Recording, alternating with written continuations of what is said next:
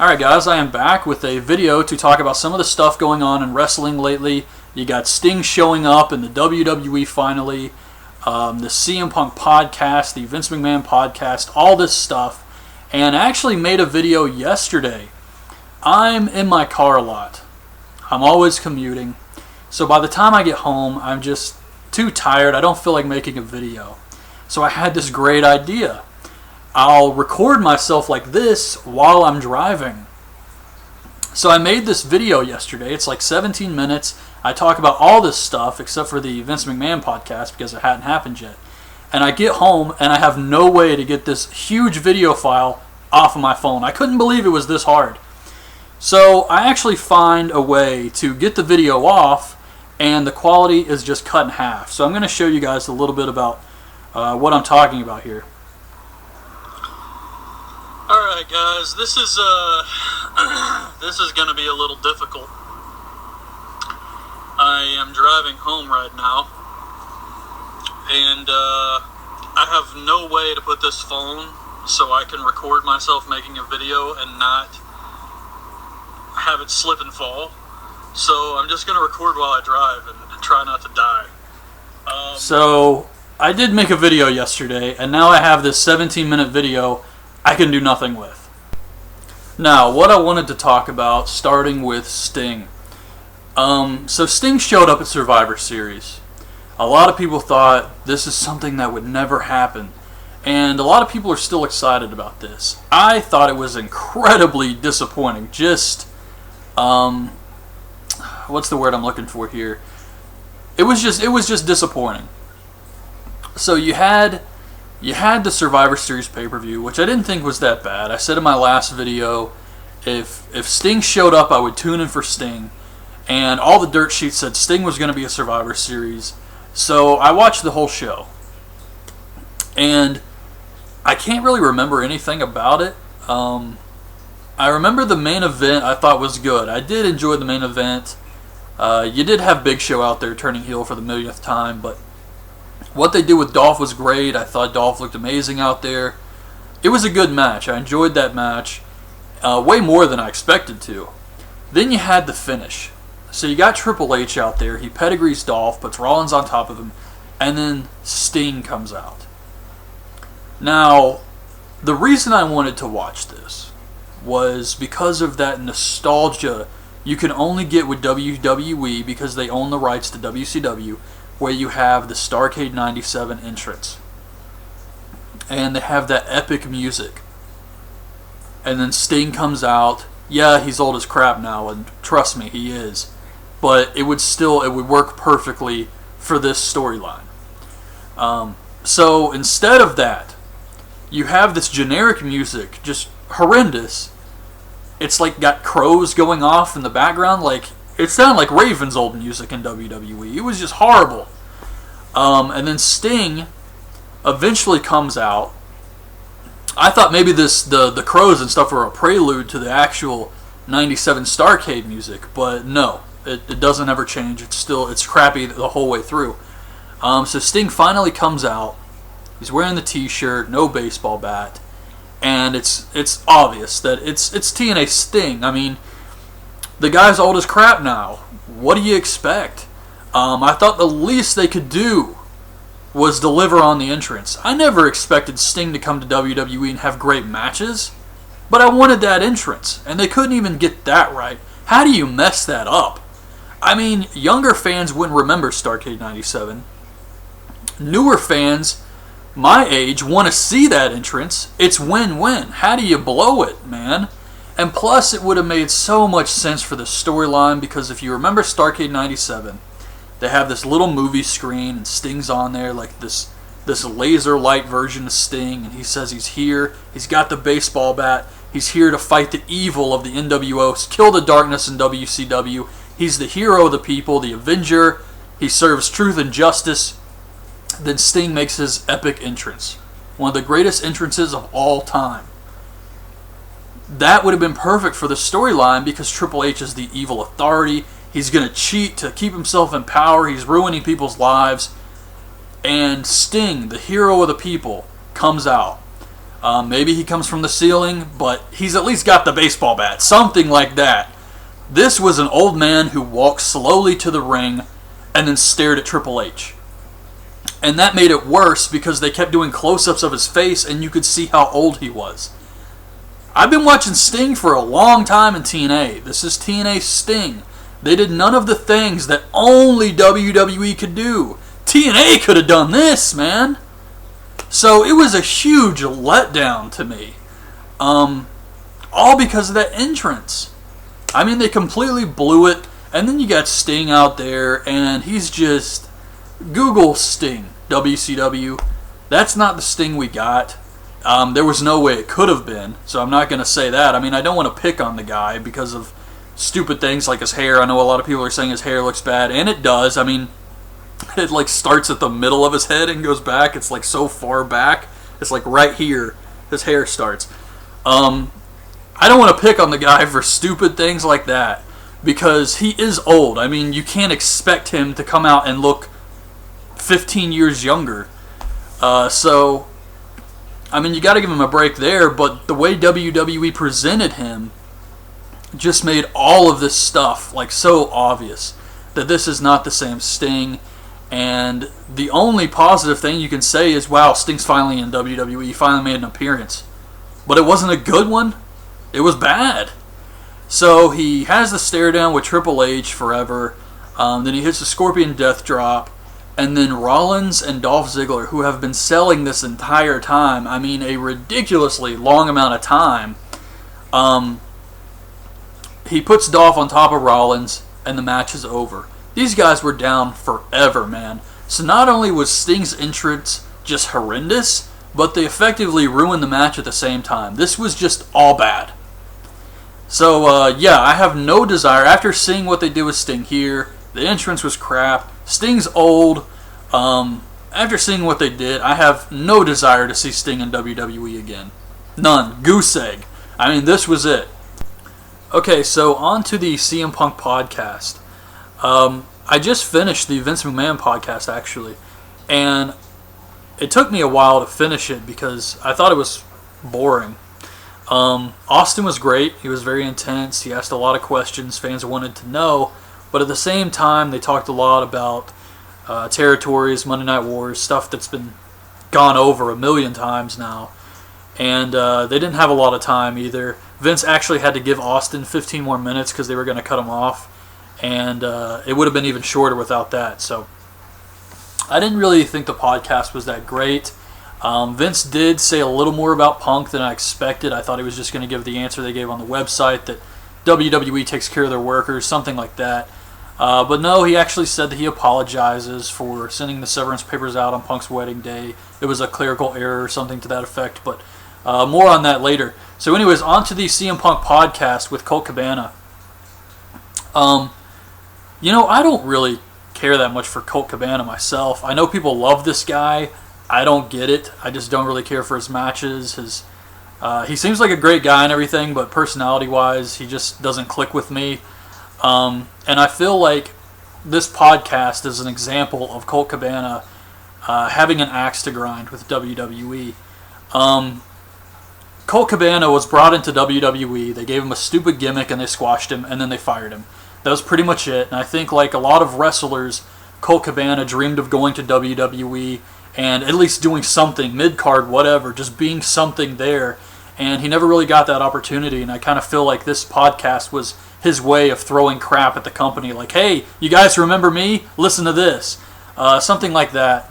And that kind of just furthers my annoyance with Colt Cabana. But on to the... and by the way, that has nothing to do with Punk. I get it, but I never really talk about Colt Cabana because I have no reason to on here.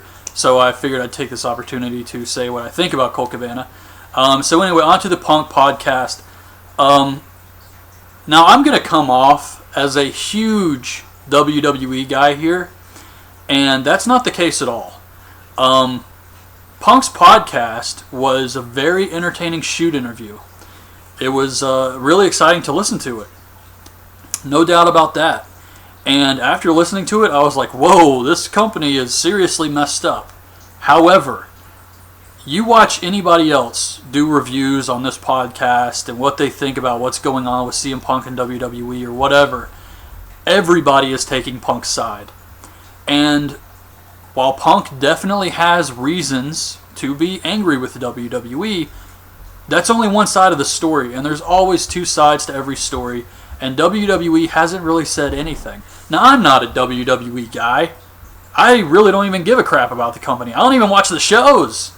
But that being said, I want to do something a little different and take what CM Punk said and see if I can find any plausible explanations for why WWE would have let this stuff occur or did what they did. So I'm kind of playing the devil's advocate here because WWE isn't speaking for themselves. And if you believe I'm a WWE guy, I would ask that you watch my last video because that'll prove that I'm not. So anyways, the first point that Punk makes that a lot of people have been bringing up and talking about how just it's not fair is Punk not being allowed to wear sponsors on his wrestling gear while Brock Lesnar was allowed to, and just how unfair that is. And I can't believe people are defending this stupidity. There's a number of reasons why this is just completely ignorant, and I can't believe a lot of them are more obvious to people. Number one, UFC is competition to WWE. And to have a guy like CM Punk come out there wearing sponsors on his tights and doing an MMA fighting gimmick would just make people think he's copying the UFC. And they would turn it on, they'd turn on the TV, casual fans who don't know Punk trains in jiu-jitsu, they don't know his history and all that stuff, they're just casual fans, they turn on the TV, they see Punk dressed like this, doing an MMA gimmick, and they're going to say, oh look, they're copying MMA now. Click! That's what would happen. Now, the reason it's okay for Brock Lesnar is because he was in the UFC. There's a huge difference there. Brock Lesnar was a huge draw for the UFC. You can't take a guy who went to a company where they legit fight people, bring him back, and put him in tights. It wouldn't make sense. So Brock Lesnar coming back, still doing his UFC get-up and everything like that was great. I love what they did with Brock Lesnar. It makes sense for him. Plus, we don't know what really happened behind the scenes. I mean, Brock had these contracts in UFC. They could have just stuck with them, and he said, hey, if you're going to bring me in, you have to accept my sponsors as well because I got contracts with these guys, and WWE wanted Brock badly enough to agree to that. That's pretty much it. You also have to take into consideration that if they did it for Punk, they'd have to do it for everyone, and then wrestling would look like freaking NASCAR out there. It would just be ridiculous. So hypothetically, let's say this guy's sponsored by Pepsi, and this guy's sponsored by Mountain Dew. That could be under the same brand, I don't even know. But you get my point. So once everybody has sponsors, you're going to have the sponsors wanting to get involved in the booking because Pepsi doesn't want to lose to Mountain Dew. We can't have our guy losing matches. It would ruin everything, not to mention look completely stupid, having them dress like that or whatever the case would be. So then you have a guy like Brock Lesnar, and I think it is fair that Brock has sponsors because it fits with his gimmick, first of all. That's the most important thing. It works. Number two, Brock Lesnar is a huge pay-per-view draw. People who watched UFC loved Brock Lesnar. They want to bring him in as that character. Why would they change that? And Brock, this is not based on booking. The same thing with The Rock. The Rock went out and made himself successful outside of wrestling with his movies. Brock Lesnar did the same thing. He went to UFC and made himself successful. He was the champion. So these guys have more clout than your CM Punks. I mean, they come in, and yes, they have other stuff that comes with them, but they brought that outside of wrestling. This has nothing to do with booking. They made themselves popular outside of it, and that's something WWE wants to capitalize on. So yeah, it may not be fair, but this is a business, and some guys are better than others when it comes to drawing money. That's it. So no, Punk should not be allowed to look like an idiot and wear sponsors on his clothes. My second point is I just listened to the Wrestling Observer radio show about the Punk podcast, and I think Dave Meltzer brought up some great points as well, saying that if Punk was injured, he wasn't loving what he did anymore, he has every right to quit, go home, whatever he wants to do. I completely agree with that. If you're hurt, or you're not happy, you can quit. You can, or get fired, whatever technically happened. That is well within Punk's right to do that. My problem is the if he got hurt.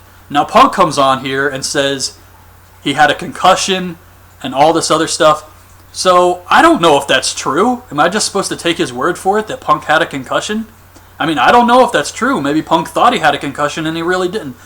What I do know is that WWE has a crap load of money, and I would be very surprised if they were this stupid. I mean, they've taken guys off of TV for concussions before, and I can't see them not doing that for Punk, letting him get better before WrestleMania season. Instead, they just got to put him out there for this feud with Kane, corporate Kane. I just don't see that happening. So that's one explanation for the whole injury thing. Now, he had this staph infection. Okay, so Punk has this staph infection. He gets it looked at. The doctor tells him it's nothing to worry about, so he ends up going to another doctor that was AJ Lee's doctor, and the guy says, this is MRSA. One plausible explanation for this is that it was an honest mistake by this doctor. This guy sees a ton of wrestlers, and he probably doesn't want to do unnecessary surgery or whatever they do with this, cut them open and drain their pus. He probably doesn't want to do that to Punk if it's not absolutely necessary. Punk's going to be taken off of TV. He's going to go through a lot of pain. He's going to lose money. He doesn't want to do it unless it's absolutely necessary. Now, maybe it was a lot worse than he thought, but that doesn't mean he did it on purpose. It's a mistake. They happen. So I think that's kind of another ridiculous thing to get upset about. Now, on to CM Punk wanting to headline WrestleMania. This is one of the most ridiculous points he made. Okay, so this is another thing Meltzer brought up. Punk wanting to headline WrestleMania. When we found out before that Cena versus Rock was going to be the main event at WrestleMania a year beforehand, it was set in stone. Punk thinking he was going to somehow get in on that main event is absurd. And you know what WWE did? They gave him The Undertaker. Do you know how many guys would kill for that? To wrestle The Undertaker at this point in his career at WrestleMania? And Punk also mentions how Triple H is a douchebag backstage. I don't think any of us were surprised by that revelation there. But despite Triple H having power in the company and hating CM Punk's guts, they've still been over backwards for this guy. Longest title reign in 1,000 years. He wrestled Undertaker, he wrestled Brock Lesnar, he wrestled The Rock, all their top draws. They gave him everything, the moon and the stars for this guy, and it wasn't enough. I wanted to headline WrestleMania. Like, dude, first of all, it's not that prestigious anymore. It hasn't been in a very long time. Miz headlined WrestleMania. So it's just a completely childish reason to be upset with WWE. And Punk said, it's not about the money with me, which means this is his main problem, is something so silly. So yeah, to think that he was going to be the main event when he knew what the main event was, like we all did a year beforehand, is just crazy to me. And then you have the stuff with Punk getting his severance papers on his wedding day. Boo-hoo. I mean, this is a huge corporation. I don't think Vince McMahon puts the letters in the mailbox or FedEx or whatever it is himself. It could have been Joe Blow over at the secretary's desk who sent out the papers, not even thinking about the date. Things like this happen. WWE does not control the mail. This is not a conspiracy theory here. Mistakes happen. And these are not exclusive to wrestling. These things happen in huge corporations all the time. Even small groups like TNA make mistakes. They forgot to renew Bobby Roode's contract. In fact, WWE forgot to renew The Rock's contracts years ago. And there's just a lot of workers in this company. There's a lot of guys they have to keep track of. There's a lot of stuff going on. I don't think CM Punk and making his life miserable is a top priority. But CM Punk, while he does have his right to his grievances, I think with everything WWE has done for this guy, and they did a lot for this guy, they're the reason he's able to go out and do all these things he wants to do now. For him to turn around and sue them instead of trying to talk it out is just something I don't care for. I don't care for the whole attitude of, you didn't give me what I want, so I'm going to show you, I'll sue you. I don't really care for that type of attitude. But yeah, that's pretty much it. Those are my opinions on Sting and the CM Punk podcast. Like I said before, I am not some WWE guy or CM Punk hater. I like CM Punk's matches, but I'm just trying to give an opposite viewpoint to the things that CM Punk said, and it seems like not a lot of people are doing that, so I thought maybe I would do something a little different here. And CM Punk, with a guy like that, this is what you talk about when you talk about CM Punk. Crazy stuff like this, and punching fans in the face. I mean, this is the type of stuff that comes up in CM Punk's universe. So I hope you guys have enjoyed this video. Leave your thoughts in the comments, and thanks for watching.